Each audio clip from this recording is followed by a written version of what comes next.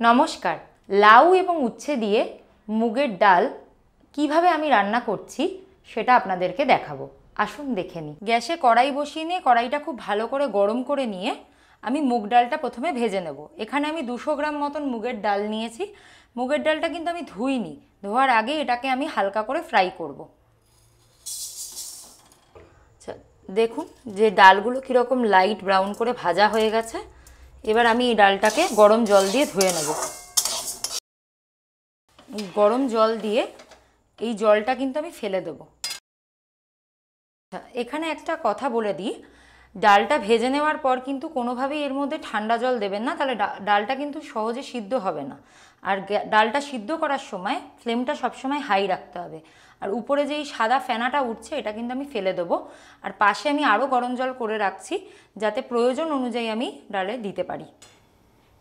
এটা কিন্তু ইমপিউরিটিস ডালের, তো এটা কিন্তু অবশ্যই আপনারা ফেলে দেবেন।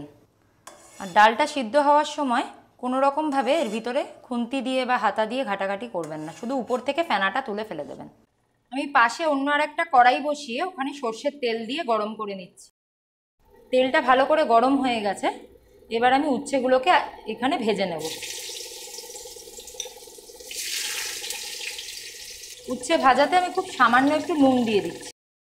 ডালে আমি 1 চামচ নুন দিয়ে দিলাম। একটা গোটা লাউয়ের হাফ করে কেটে নিয়ে তাকে খোসা ছাড়িয়ে এরকম ছোট ছোট টুকরো করে নিয়েছি। এটাকে জলে ভিজিয়ে রেখেছিলাম, এবার আমি ডালের মধ্যে দিয়ে দিচ্ছি।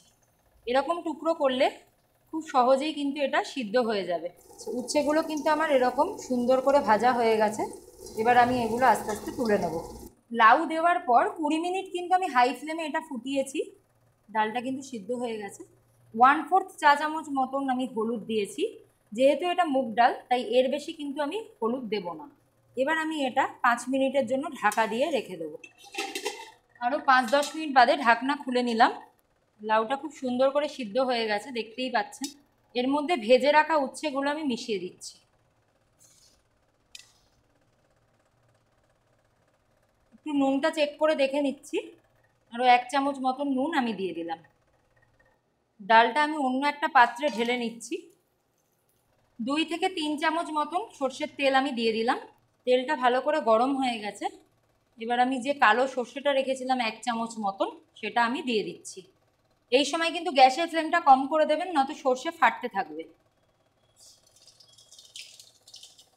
2টো শুকনো লঙ্কা রেখেছিলাম, 2 টুকরো করে এটা দিয়ে দিলাম। তিতর ডালে কিন্তু শুধু শুকনো লঙ্কা দুটোই ব্যবহার করছি, আর কোনো রকমভাবে লঙ্কার ব্যবহার হবে না।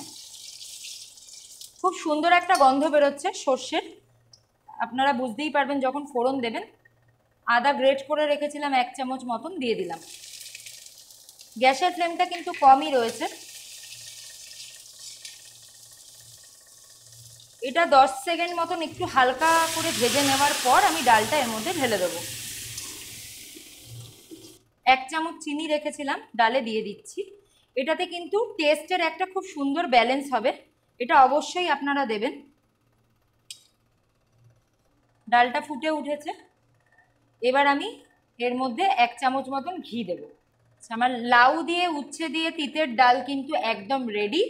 আমি গ্যাসের ফ্লেম বন্ধ করে এবার এটা পরিবেশন করে দেবো। আমার তেঁতুর ডাল রেডি। কেমন লাগলো আমাকে অবশ্যই জানাবেন। যদি ভালো লাগে অবশ্যই আমার এই ভিডিওটাকে লাইক করে দেবেন, আর চ্যানেলটিকে সাবস্ক্রাইব করার অনুরোধ রইল। ভিডিওটাকে শেয়ার করবেন। আজকের মতো আসি বন্ধুরা, থ্যাংক ইউ।